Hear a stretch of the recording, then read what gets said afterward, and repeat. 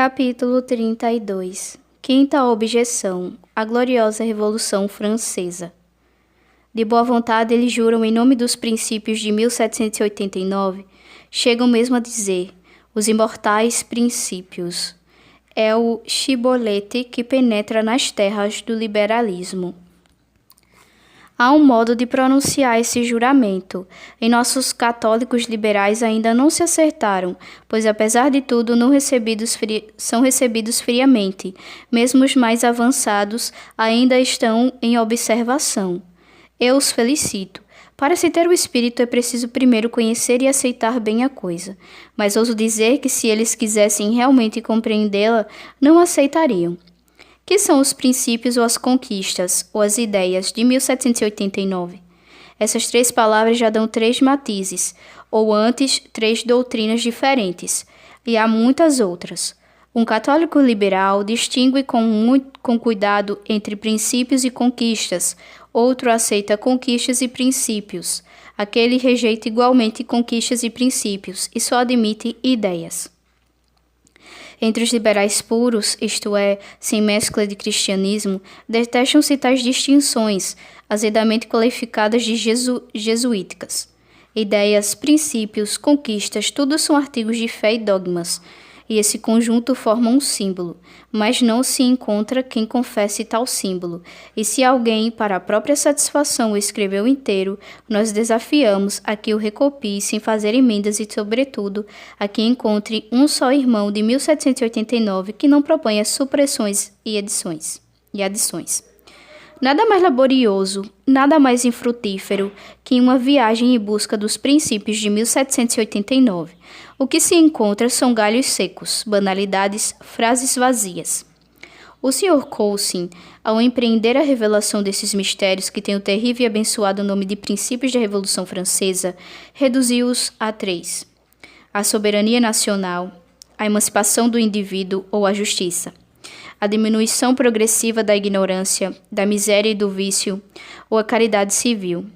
Tocqueville não contradiz o Sr. Coulson, limita-se a demonstrar sem dificuldades que a Revolução não inventou nada disso, nem nada de bom e aceitável que se possa dizer em seu nome. No antigo regime francês, tudo isso existia de forma mais perfeita, e não em germe, e se desenvolveria de maneira mais geral e sólida se a Revolução não tivesse metido a sua mão, ou melhor, seu cutelo. Antes de 1789, a França acreditava que era senhora de seu destino. Fugiam no horizonte alguns dos raios da igualdade ante a lei, como corolário da prática já antiga da igualdade diante de Deus. A caridade manifestava sua existência por meio de inúmeros estabelecimentos e congregações caritativas. A instrução pública era mais liberal, mais sólida e mais disseminada que hoje. Com certeza, a religião católica também nunca passou por inimiga dos tribunais, dos hospitais e dos colégios. Quando combatíamos o monopólio universitário, desejávamos abrir escola e fundar universidades. Quando combatíamos pela liberdade de devoção religiosa, a liberdade não haveria de sofrer infortúnios. Nunca pedimos que um direito fosse lesado, nem que um crime escapasse à repreensão devido à qualidade do criminoso. Se os princípios de 1789 são os que declarou o Sr. Coulson, em que a fé católica se contraria, católicos liberais e católicos não liberais não só os respeitam igualmente, como também os praticam e defendem. Capítulo 33. O grande princípio da Revolução, o repúdio a Deus. Mas já é hora de desvendar os arcanos da Revolução e revelar o ponto em que a fé católica liberal vai ser obrigada a deixar de ser liberal ou deixar de ser católica. Há um princípio de 1789 que é o princípio revolucionário por excelência, e ele sozinho é toda a revolução e todos os seus princípios. Alguém se torna revolucionário no instante em que o admite, e só cessa de ser revolucionário no instante em que o abjura. Tudo ele arrasta, tanto em um como em outro sentido. Ele ergue entre católicos e revolucionários um muro de separação por cima do qual os píramos católicos liberais e as tibes revolucionárias só conseguirão atravessar suspiros estéreis. O único princípio de 1789 é o que a polidez revolucionária dos conservadores de 1830 chamava de a secularização da sociedade e o que a franqueza revolucionária de Lassalle, do Solidaire e do Sr. Quinet chamam brutalmente de a expulsão do princípio teocrático. A ruptura com a Igreja, com Jesus Cristo, com Deus, com qualquer reconhecimento, influência ou aparência da ideia de Deus na sociedade humana. A bem dizer, não é preciso pressionar muito o princípio católico liberal para levá-lo até esse ponto. Ele chega até lá pelas mesmas rotas, etapas, necessidades de situação e sugestões do orgulho que arrastaram o princípio do livre exame protestante e a negação da divindade de Nosso Senhor. Os pais da reforma não propunham as finalidades que atualmente sua posteridade persegue, e é possível afirmar que até os mais audaciosos dos reformadores não as veriam sem se horrorizar. Mas, como a parte do dogma que pretendiam conservar fosse mais que suficiente para levar a razão humana a admiti-lo inteiro, seus filhos o negaram e negarão sempre. Cortaram o machado todos os pontos onde a seiva dogmática produzia rebentos legítimos, católicos, enfim, podando até ao tronco e percebendo que a verdade indefectível mesmo assim jorrava e lhes apregoava a necessidade de serem católicos. Disseram eles: arranquemos as últimas raízes e cessemos de ser cristãos para permanecermos protestantes. Fato semelhante aconteceu com as escolas filosóficas da antiguidade que quiseram resistir ao cristianismo. Uma lógica às avessas os remergulhou nos absurdos da teurgia pagã, fazendo-os negar a verdade e inclinando-os a acreditar em qualquer loucura. Entre nós, os filósofos separados chegam a negar-se implicitamente a moral para, em proveito da sabedoria, tornar aquela independente da religião. A universidade, no reinado de Luís Filipe, dizia-nos isto com toda a simplicidade. Há 3 séculos que o trabalho da razão humana é social. E social é o de operar a cisão que a Revolução Francesa estabeleceu de uma vez por todas nos costumes e nas instituições. É pena, isso é um erro. O maior dos riscos para o espírito humano é o querer ter razão, e no momento em que ele afrouxa os freios da obediência, os riscos se transformam em perigo. Quia hominis, qui facit, peccatum servus et peccati, pois todo o que faz o pecado é escravo do pecado. Esta palavra vale tanto para o pecado doutrinal quanto para o pecado material. Capítulo 34. Pode-se conciliar o bem e o mal? Os católicos liberais pressentem o risco da doutrina de 1789. Nestas distinções, eles se esforçam para conseguir escapar das consequências práticas da doutrina e arranjá-la de modo a que ela os faça revolucionários o suficiente e, contudo, ainda os deixe católicos. Mas a questão é conciliar o bem e o mal, portanto, ela ultrapassa as forças humanas. Por isso, não conseguem pronunciar direito o chibolete, por isso a revolução não lhes abre as portas. A revolução é mais justa com eles do que eles são. Ela fareja seu catolicismo e finge não percebê-lo, quando eles querem convencê-la de que são tão pouco católicos que fora da igreja ninguém o perceberia e de que poderiam desempenhar à perfeição o papel de ateus naquela forma ideal de governo sem culto e sem Deus.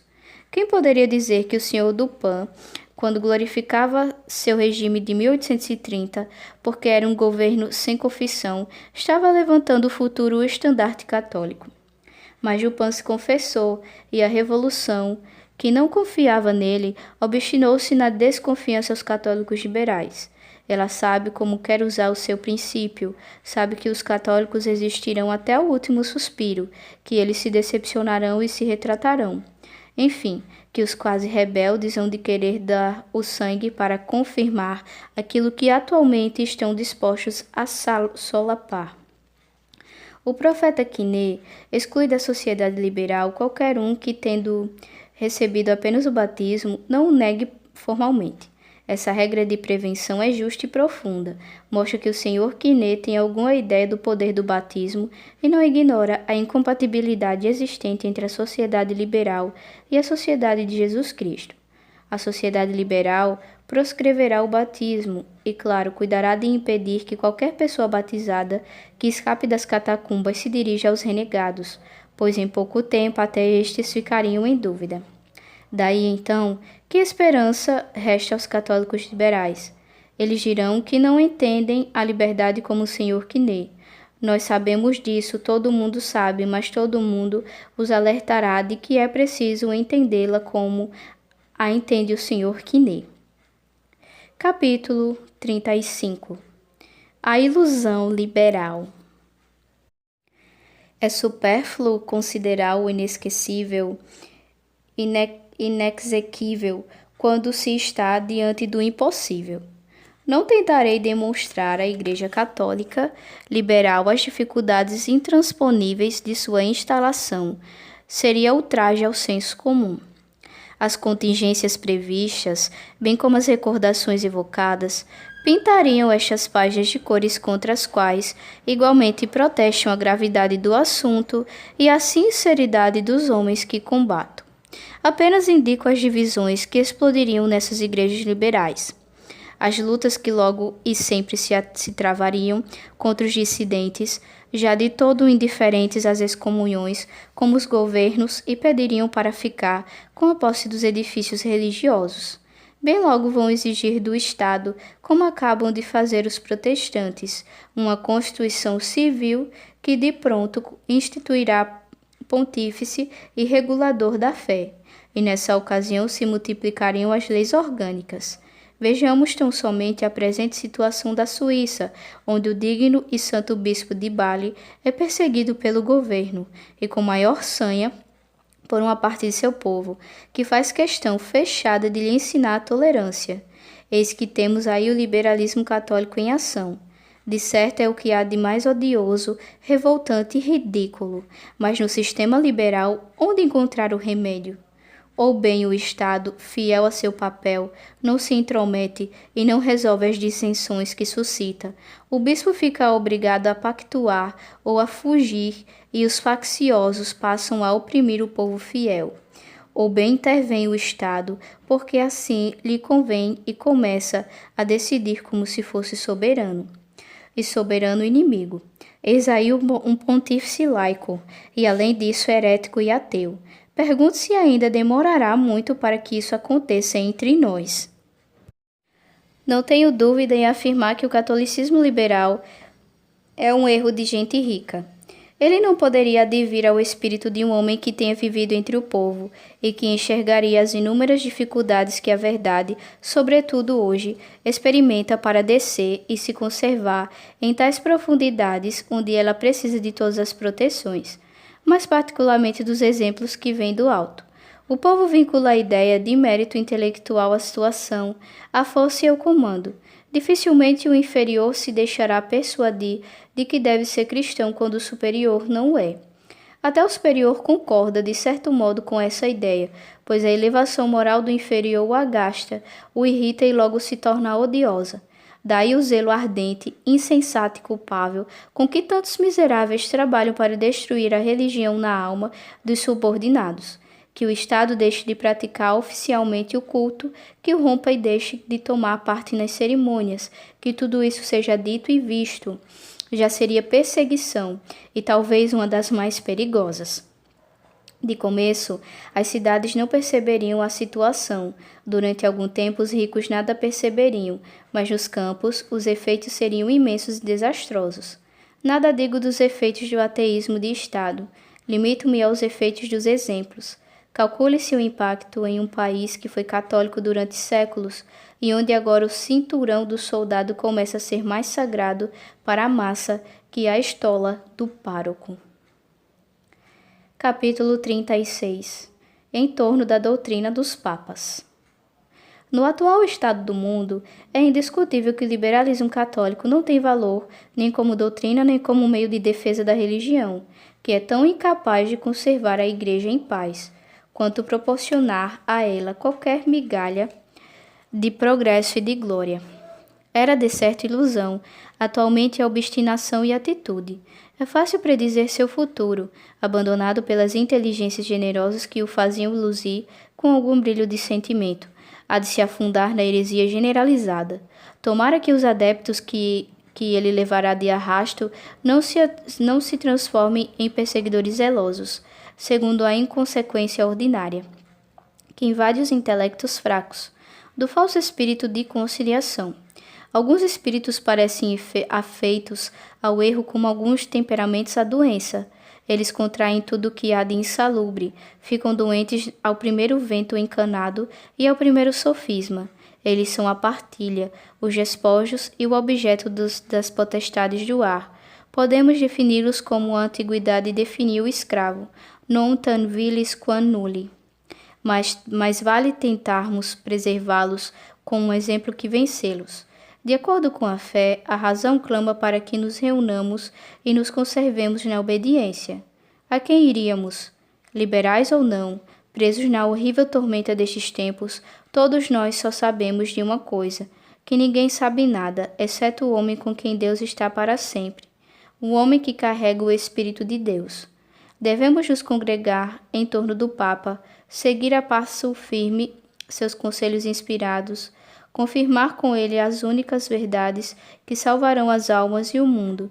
Devemos nos abster de qualquer empresa que diminua em nós a força de sua palavra. Quando o Papa proclama uma resolução pastoral, ninguém tem o direito de acrescentar ou cortar a menor das palavras. Non adere, non minuere, é o que se afirma. Essa é a verdade eterna. Qualquer prática que seja diferente desta só nos dividirá ainda mais e nos levará à dissolução. Eis a desgraça das desgraças. As doutrinas ditas liberais nos desagregaram.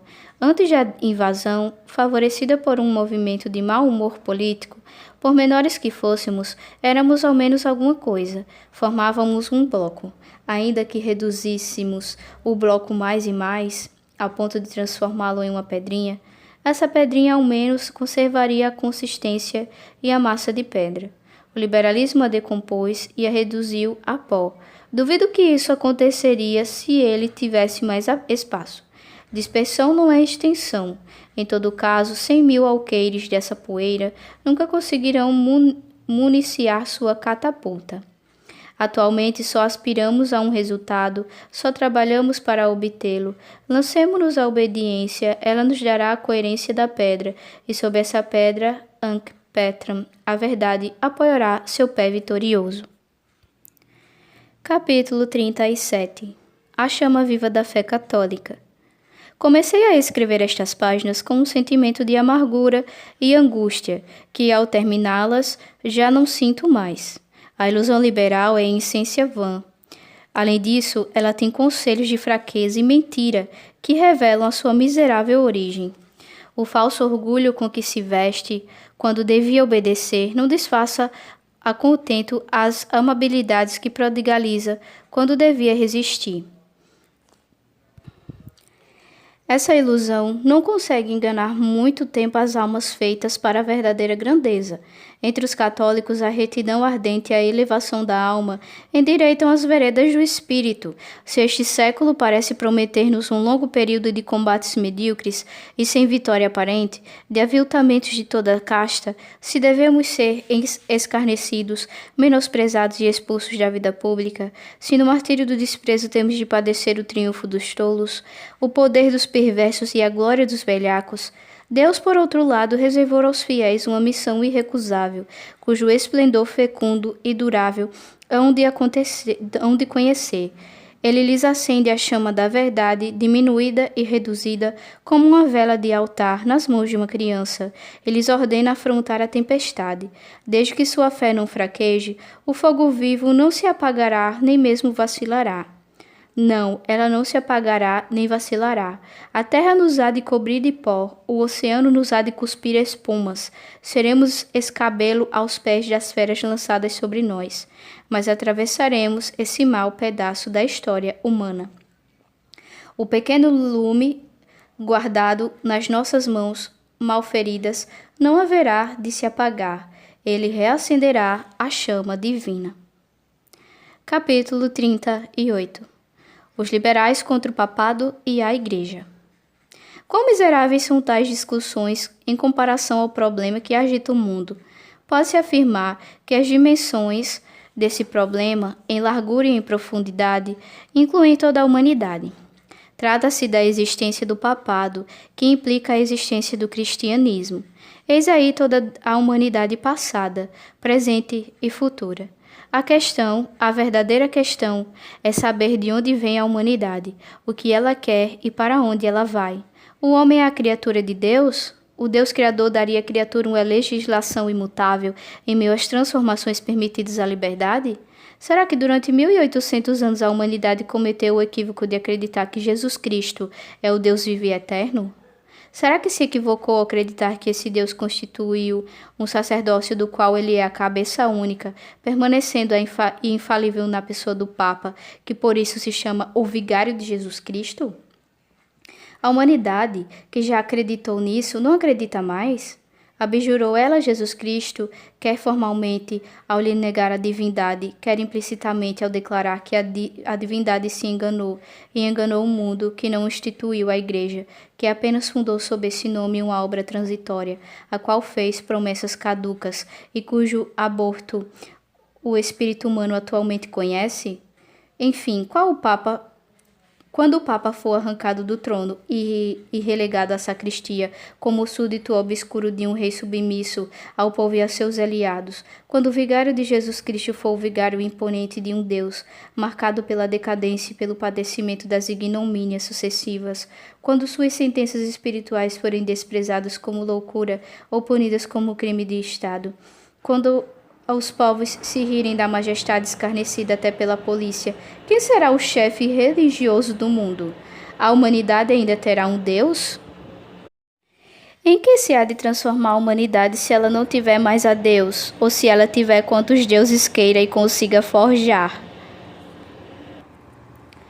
Estas são apenas algumas questões que encerram em seu orbe imenso a questão da manutenção do papado. Somente a partir dela os fiéis poderiam discutir as decisões do Papa ou resolver, a despeito de si mesmos, a conduta a seguir.